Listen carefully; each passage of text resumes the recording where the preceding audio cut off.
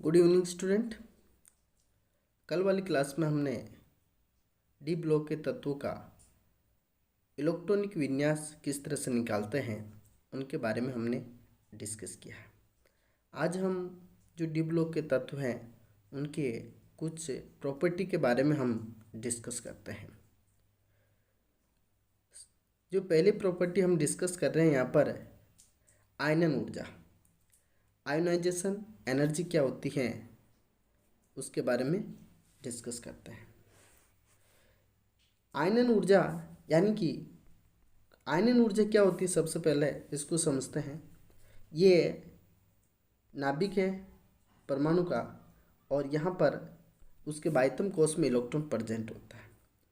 तो परमाणु के और ये जो परमाणु है वो विलगित होना चाहिए, आइसोलेटेड होना चाहिए और साथ में ये गैसीय स्टेट में होना चाहिए। तो यहाँ से इसकी डेफिनेशन निकल के आती है कि किसी विलगित गैसीय परमाणु के बाह्यतम कोश में से एक इलेक्ट्रॉन को रिमूव करने के लिए जितनी एनर्जी की रिक्वायरमेंट होती है उसे हम आयनन ऊर्जा या आयोनाइजेशन एनर्जी कहते हैं। ठीक है, तो ये आयोनाइजेशन एनर्जी की डेफिनेशन होती है। अब यहाँ पर देखो कि हमने कह रखा है कि भाई अगर आधा भरा इलेक्ट्रॉनिक कॉन्फ़िगरेशन है या फिर फुल फील्ड वाला इलेक्ट्रॉनिक कॉन्फ़िगरेशन है, उस स्थिति में ऐसा जो विन्यास रखते हैं उनकी जो स्टेबिलिटी होती है वो दूसरे इलेक्ट्रॉनिक कॉन्फ़िगरेशन की तुलना में ज़्यादा स्टेबल होते हैं। तो यहाँ पर जो आयनन ऊर्जा है, जितना ज़्यादा कंपाउंड स्टेबल होगा यानी कि उस परमाणु में से इलेक्ट्रॉन को निकालने के लिए आपको ज़्यादा एनर्जी देनी पड़ेगी। तो उस स्थिति में उसकी जो आयनन ऊर्जा होगी वो भी ज़्यादा रहती है। तो यहाँ पर प्रथम आयनन ऊर्जा की बात करें तो जो जिंक होता है उनकी सबसे ज़्यादा आयोनाइजेशन एनर्जी देखने को मिलती है। कारण क्या है कि उसका जो इलेक्ट्रॉनिक कॉन्फ़िगरेशन होता है 3d10 4s2 यानी कि पूरा फुल फील्ड होता है, ऑर्बिटल होता है। इस वजह से उसमें से इलेक्ट्रॉन को निकालने के लिए हमें ज़्यादा एनर्जी की रिक्वायरमेंट होगी। अतः यहाँ पर जो फर्स्ट आयोनाइजेशन एनर्जी होती है वो जिंक की सबसे ज़्यादा होती है। जब हम सेकंड की बात करेंगे आयोनाइजेशन एनर्जी, दूसरा जो इलेक्ट्रॉन निकाल रहे हैं, तो उस स्थिति में क्रोमियम और कॉपर की ज़्यादा देखने को मिलती है, क्योंकि यहाँ पर जो क्रोमियम होता है वो 3d5 हो जाएगा और 4s2 होता है। पहला तो इलेक्ट्रॉन निकल गया, अब जब आप दूसरा इलेक्ट्रॉन निकाल रहे हो तो इस 3d5 में से यानी कि हाफ फील्ड इलेक्ट्रॉनिक कॉन्फ़िगरेशन में से इलेक्ट्रॉन को निकालना पड़ेगा, जबकि ये ज़्यादा स्टेबल होता है, इसलिए इनकी आयोनाइजेशन एनर्जी ज़्यादा होती है। और कॉपर की बात करेंगे तो कॉपर में क्या कौन सा विन्यास होता है, 3d10 होता है, यानी कि पूरा फुल फील्ड है।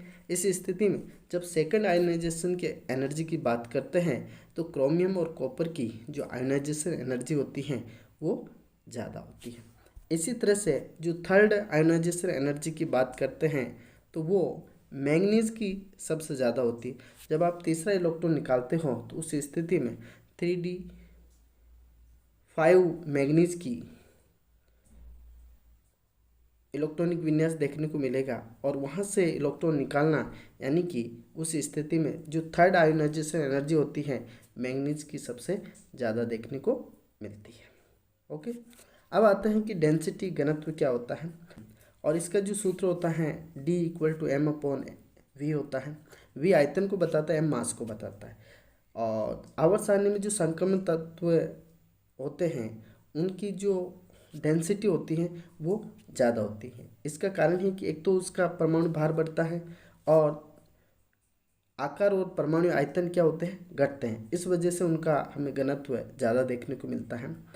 और यहाँ पर जो लेंथेनाइट कॉन्ट्रैक्शन की वजह से जब हम वर्ग में ऊपर से नीचे की तरफ आएंगे तो आयतन घटेगी, यानी कि उसकी त्रिज्या घटेगी और ऊपर से उसके परमाणु क्रमांक बढ़ रहे हैं, तो उस स्थिति में क्या हो जाएगा, वो उनका घनत्व जो परमाणु है उनका घनत्व हमें ज़्यादा देखने को मिलता है।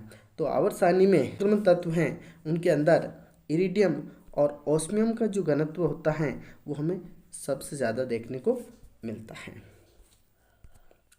और साथ में हम बात करें कि 3D श्रेणी होती है उसमें स्केडियम का जो घनत्व होता है वो सबसे कम देखने को मिलता है।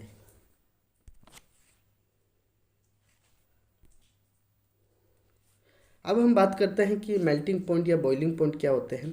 जो मेल्टिंग या बॉइलिंग पॉइंट होता है वो नंबर ऑफ अनपेयर्ड इलेक्ट्रॉन पर डिपेंड करता है कि जितने ज़्यादा परमाणु के अंदर जितने ज़्यादा number of unpaired electron present है उस स्थिति में उनका मेल्टिंग और बॉइलिंग पॉइंट हमें ज़्यादा देखने को मिलेगा और इसकी वजह से स्ट्रेंथ ऑफ मेटालिक बॉन्डिंग भी ज़्यादा होगी।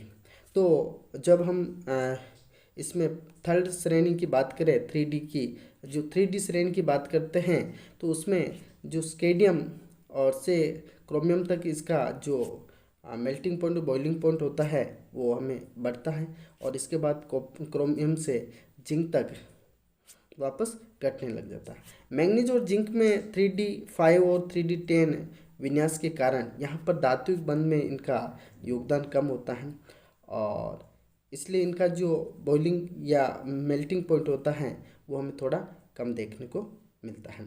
इसी तरह से जिंक और कैडमियम और मरकरी के अंदर भी इनका इलेक्ट्रॉनिक कॉन्फ़िगरेशन देखते हैं तो फुलफिल्ड इलेक्ट्रॉनिक कॉन्फ़िगरेशन रखते हैं यानी कि इनका जो डी ऑर्बिटल होता है वो पूरा पूरा भरा हुआ होता है। उस स्थिति में जिंक है, कैडमियम है, मरकरी है, इनके मेल्टिंग और बॉइलिंग पॉइंट हमें कम देखने को मिलते हैं क्योंकि इसमें डी जो ऑर्बिटल हैं उनके इलेक्ट्रॉन बॉन्ड बनाने में पार्टिसिपेट नहीं करते हैं और इसलिए हम इनको वाष्पशील धातु भी कहते हैं।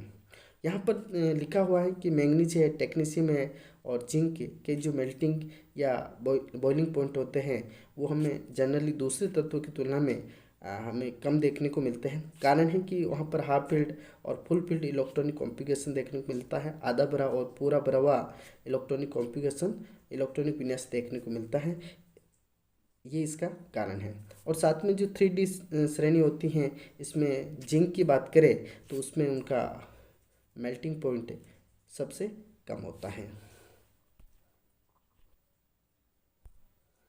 देखो यहाँ पर इस डायग्राम के माध्यम से आप इसके गलनांक की बात करें तो यहाँ पर मैंगनीज है और टेक्नीशियम का जो साथ में जिंक है इनका जो मेल्टिंग पॉइंट होता है वो कम देखने को मिलता है। मैंगनीज और टेक्नीशियम की बात करें तो यहाँ पर जो डी विन्यास होता है वो आधा भरा हो रहेगा न, और हाफ फील्ड रहेगा और साथ में यहाँ पर जो जिंक होता है जिंक का क्या होता है कि फुल फील्ड ऑर्बिटल होता है और इस वजह से उनका जो गलनांक होता है मेल्टिंग पॉइंट होता है हमें कम देखने को मिलता है। और अभी हमने बात की कि जो जिंक है, कैडमियम, मरकरी उनका भी जो मेल्टिंग पॉइंट और बॉइलिंग पॉइंट हमें कम देखने को मिलता है और इनको हम वाष्पशील धातु भी कह देते हैं। ओके, और ये दोनों डायग्राम आप देख सकते हो।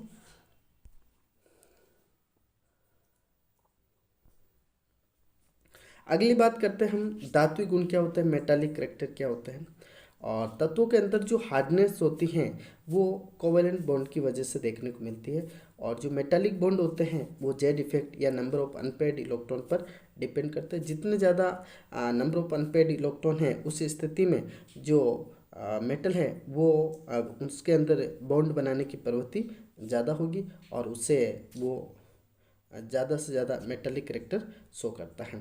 और अपवाद में हम यहाँ पर देखते हैं कि जो मैंगनीज होता है उसका D5 विन्यास देखने को मिलता है और इनकी जो जो क्रिस्टल स्ट्रक्चर है उसके ऊपर ये काफ़ी इसका जो मेटालिक करैक्टर होता है वो डिपेंड करता है। जो धातुएं होती हैं वो ताप हुआ, विद्युत हुआ, इनकी सुचालक होती हैं यानी कि कंडक्टर की भांति व्यवहार करती हैं। आगे हम यहाँ पर बात कर सकते हैं कि जो फर्स्ट ट्रांजिशन सीरीज है उनके जो तत्व होते हैं उनकी तुलना में सेकंड और थर्ड जो संक्रमण श्रेणी के संगत तत्व की कणन एंथैल्पी होती हैं, एंथैल्पी ऑफ एटोमाइजेशन के जो मान होते हैं वो हमें अधिक देखने को मिलता है। इसका कारण है कि जो भारी संक्रमण धातुओं के यौगिकों में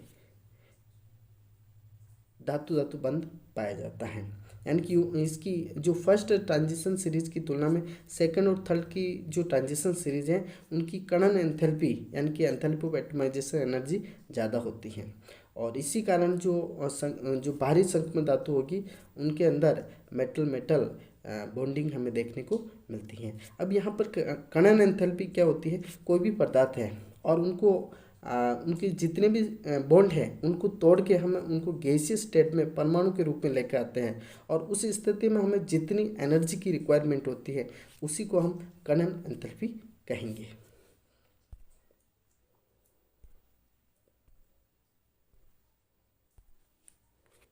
मानक अपचयन विभव क्या होता है उसके बारे में देखते हैं। तो यहाँ पर देखो कि ये मेटल है और यहाँ पर इसकी ऑक्सीडेशन नंबर क्या होगी, ये आयन फॉर्म में है और यहाँ पर इसकी इधर आ रहा है तो ऑक्सीडेशन कम हो रही है। इसी स्थिति में इसको रिडक्शन कहेंगे। और यहाँ पर जो ये पोटेंशियल दे रखा है हमने स्टैंडर्ड कंडीशन लगा रखी है और उस स्थिति में इसके जो इलेक्ट्रोड के मान निकाले गए हैं इसलिए इसको हम स्टैंडर्ड रिडक्शन पोटेंशियल या इलेक्ट्रोड पोटेंशियल बोलते हैं। और यहाँ पर आप देख सकते हैं कि जो कॉपर होता है इसका जो इलेक्ट्रोड का जो मान है यहाँ पर क्या होता है कि पॉजिटिव देखने को मिल रहा है। बाकी के आपको देख सकते हैं कि यहाँ पर नेगेटिव इनके मान देखने को मिलता है। इसी से हमने निष्कर्ष निकाल रखा है कि मानक अपचयन विभव यहाँ पर क्या है कि रिडक्शन हो रहा है तो उसको हम और स्टैंडर्ड कंडीशन में ले रखा है इस रिडक्शन वाली स्थिति को, तो इसलिए यहाँ पर मानक शब्द यूज किया हुआ है। तो मानक अपचयन विभव का जो मान धनात्मक मान धातु की ऑक्सीकारक प्रवृत्ति को दर्शाता है, यानी कि ये ऑक्सीडाइजिंग एजेंट की भांति काम करेगा कॉपर। ठीक है, और आगे हम देखते हैं कि जो मानक अपचयन विभव का अगर ऋणात्मक वैल्यू देखने को मिलती है तो वो रिड्यूसिंग एजेंट की भांति व्यवहार शो करती है। इसी के साथ में जो कॉपर के अतिरिक्त हम देख रहे हैं कि समस्त धातु को अम्लों के साथ में क्रिया करके हाइड्रोजन मुक्त करना चाहिए, लेकिन यहाँ पर कॉपर के अतिरिक्त इन सभी धातुओं के जो ई नोड के मान हैं वो ऋणात्मक है, अतः इन्हें धीरे धीरे जल से क्रिया करके हाइड्रोजन को मुक्त करना चाहिए और इस प्रकार ये तीव्र अपचाय को रिड्यूसिंग एजेंट की भांति व्यवहार करना चाहिए, लेकिन वास्तव में ऐसा नहीं होता है। अब जो पोटेंशियल मान होते हैं, इलेक्ट्रोड पोटेंशियल जो मान होते हैं वो आयनन एंथैल्पी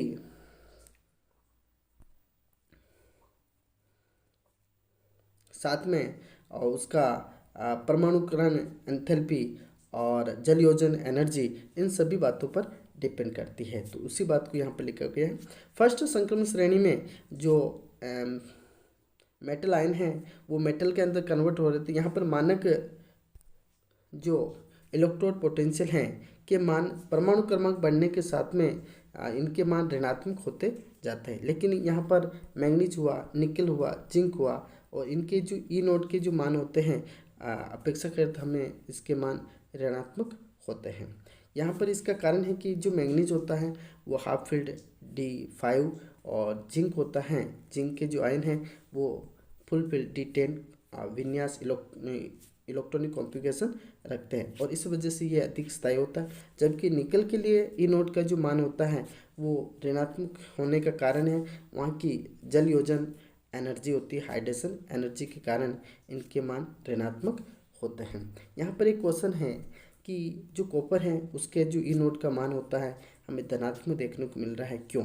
तो इसका जो आंसर है किसी धातु के लिए जो ई नोड का जो मान होता है वो परमाणुकरण एंथैल्पी, एंथैल्पी ऑफ एटमाइजेशन और आयोनाइजेशन एंथैल्पी और हाइड्रेशन एनर्जी इन सब पर डिपेंड करता है। यानी कि जो ई नोड का मान होता है वो परमाणुकरण एंथैल्पी और आयनन एंथैल्पी और जल योजन एंथैल्पी पर डिपेंड करता है।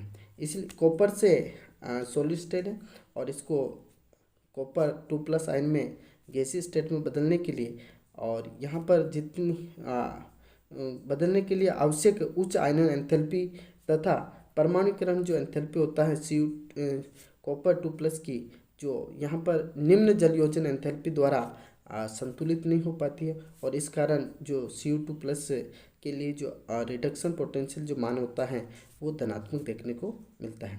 यानी कि अभी हमने बात की कि भाई जो ई नोड का मान होता है वो परमाणुकरण एंथैल्पी, आयनन एंथैल्पी और जो हाइड्रेशन एंथैल्पी होती है उस पर निर्भर करती है। अब यहाँ पर देखो कि इनकी जो कॉपर से Cu2+ में आ रहा है, तो इसी स्थिति में इसको एनर्जी देनी पड़ेगी, आयनन एंथैल्पी की आवश्यकता है। साथ में इसको परमाणु के अंदर तो परमाणु को तोड़ रहे हैं, तो परमाणुकरण एंथैल्पी और यहाँ पर जो आयनीकरण एंथैल्पी और परमाणुकरण एंथैल्पी होती है, इनकी जो वैल्यू आती है, और ये जब ये जो कॉपर आयन है वो जल के साथ जुड़ेंगे तो हाइड्रेशन एनर्जी निकलेगी, और उस स्थिति में इनका जब हम बैलेंस करते हैं तो वो बैलेंस नहीं हो पाती, और इसी कारण से जो कॉपर आयन होते हैं उनके लिए अपचयन विभव का मान हमें धनात्मक देखने को मिलता है।